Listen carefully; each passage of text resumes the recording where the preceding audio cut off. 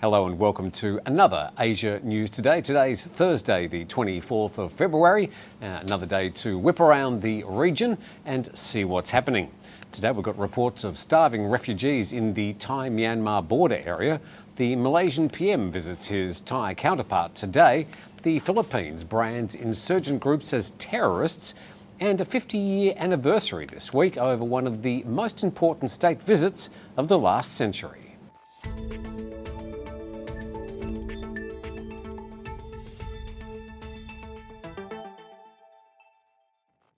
South Korea's PM is calling for calm after a record number of COVID infections amid warnings that the latest surge is still yet to peak.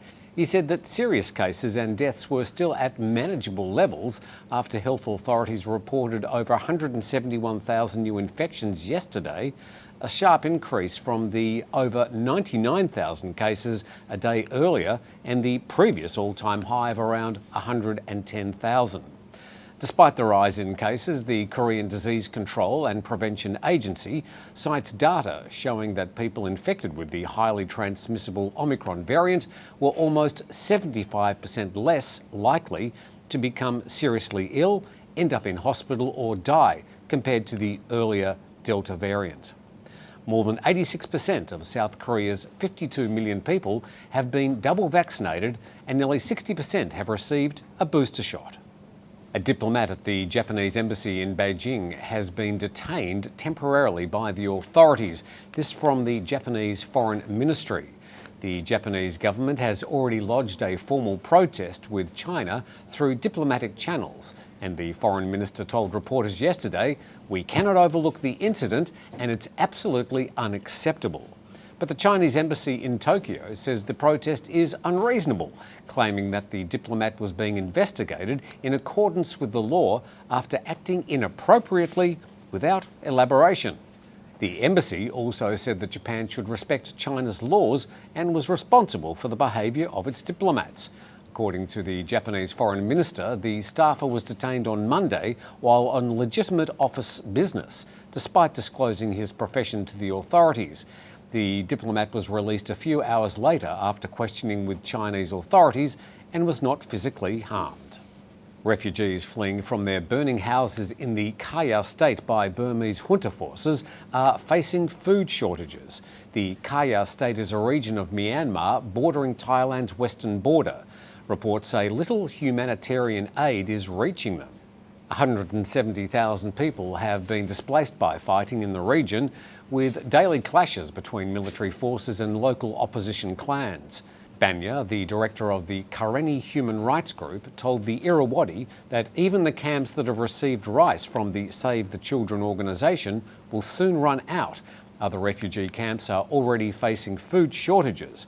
There are now around 100 camps for the internally displaced refugees in the Thaiger state. For their part, Save the Children have halted their humanitarian operations in Thaiger after 2 members of the organisation were killed by Burmese military forces back in December last year. Their bodies were subsequently burned.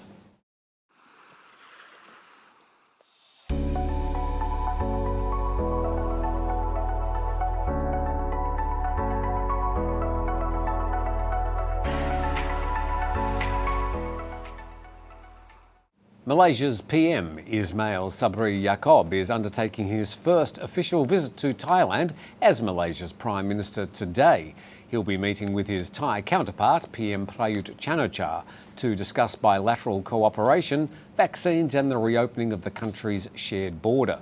The Thai-Malaysia border has been home to a long-running separatist insurgency that's resulted in the deaths of over 7,000 people. Thai officials are expected to raise the issue of recent rebel attacks in the southern Thai region. Malaysia has been brokering peace talks between Thailand and the Malay Muslim rebels. Ismail Sabri, who was appointed as PM by Malaysia's king last August, will also be meeting Malaysians in Thailand during his visit. In Phnom Penh, the Malaysian PM is scheduled to hold meetings with the long-serving Cambodian PM Hun Sen. Cambodia is the current chair for ASEAN, a role that's swapped around annually between the 10 member states. The Philippine government has officially branded 16 described left-leaning groups as terrorist organisations, claiming that they funnel money to communist insurgents. These claims made in a document from the Anti-Terrorism Council in the Philippines. The council describes the group as underground organisations, but fully functioning fronts for the outlawed Communist Party of the Philippines and its military wing, the New People's Army. The Communist Party, which has been waging a 50-year-long insurgency against Manila, rejected the allegations yesterday as baseless. The country's national security advisor says the decision was based on verified and validated information, as well as testimonial and documentary evidence, citing the 2020 Anti-Terror Act. An Australian man has been found dead in a villa in Bali yesterday. It's the third death of a foreigner under similar circumstances so far this year. Bali's only recently accepted its first international flights this month after a drought of international travel lasting nearly 2 years. The body of the 69-year-old was found on a couch by two Balinese security officials who were roaming the neighbourhood collecting donations for a forthcoming Balinese festival. They noted that the man's motorbike was still parked in his garage, but were unable to raise a response, so sought permission to enter the property. Balinese police are still investigating the cause of death. The man's body was taken to the local hospital for autopsy and his embassy and family contacted. Police believe there was no foul play involved in the man's death. Finally, this week commemorates an important event in international diplomacy when the US president visited China. Former President Nixon arrived in Beijing on February the 21st, 1972 and stayed for a week, visiting the secretive country. It was the first visit by a sitting US president and broke a standoff between the two nations that had frozen ties since the Communist Party victory in 1949.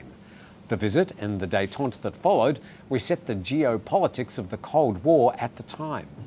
The remarkable trip had all the fanfare of a friendly state visit, with trips to the Great Wall and the Ming tombs, plus a brief meeting with the ageing Mao Zedong. There were hours of long tortured conversations with Premier Zhou Enlai through interpreters from both sides, and finally a communique issued at the close of the trip in Shanghai.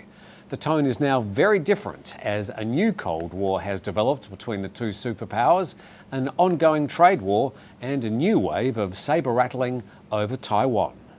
Well, thank you very much for joining us on Asia News Today. We hope to bring you a daily whip around, mostly from the Southeast Asian region and the Northern Asian region. Please tell your friends. Now, because it's YouTube, you can subscribe to the channel. That will give you some alerts, but you can turn those off. Also, please ring that like button down below. That will certainly help the YouTube algorithm. But from all of us here at Asia News Today, we'll be back again tomorrow.